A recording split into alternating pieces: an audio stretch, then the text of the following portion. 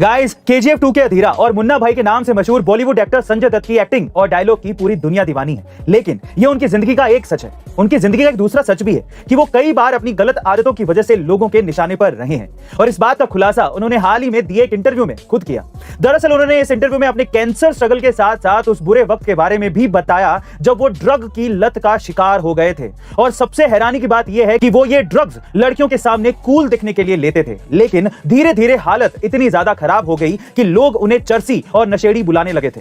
और तब जाकर उन्होंने रिहैब सेंटर जाने का फैसला लिया और इस ड्रग की लत को छुड़ाने के लिए जिम में भी खूब पसीना बहाया ताकि कोई भी उन्हें नशेड़ी और चर्सी ना कहे। वैसे गाइस, आप संजय दत्त की इस नजरिए के बारे में क्या सोचते हैं? कमेंट सेक्शन में जरूर लिखेगा। वैसे गाइस, क्या आपकी भी इस तरह की कोई लत है जिसे आप छोड़ना चाहते हैं? तो आप संजय दत्त से इंस्पिरेशन ले सकते हैं। ठीक है गाइस, अब मोदी जी फ्लिपकार्ट और अमेज़न को इंडिया से खत्म करने वाले हैं, लेकिन कैसे?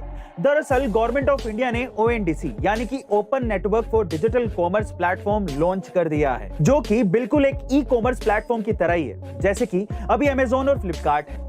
लेकिन ONDC में इन सबसे अलग एक खास बात भी है कि आप किसी भी प्लेटफॉर्म का सामान यहां खरीद सकते हैं। जैसे कि अगर फ्लिपकार्ट पर कोई सामान बिक रहा है तो आपको फ्लिपकार्ट पर जाने की जरूरत नहीं है, आप यहीं से उसे खरीद सकते हैं। मतलब कि ONDC से ये सारे ई-कॉमर्स ऐप एक ही जगह पर आ जाएंगे, जिसमें ये फायदा होगा कि आप सेम प्रोडक्ट के प्राइस को कंपेयर भी कर पाओगे।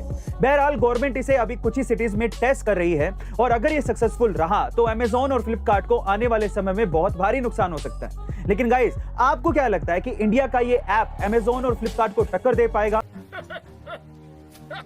गाइस, हमारी धरती के भीतर कई ऐसे पुराने राज दफन हैं जिनका अभी तक पता नहीं लग पाया है, लेकिन हाल ही में एक ऐसा रहस्यमय शहर सामने आया है जिसे देखकर हर कोई हैरान है। जी हां गाइस, आर्कियोलॉजिस्ट ने इराक के कुर्दिस्तान में 3400 साल पुराने एक शहर का पता लगाया है, जिसमें एक विशालकाय महल और कई बहुमंजिला इमारतों का पता लगा है।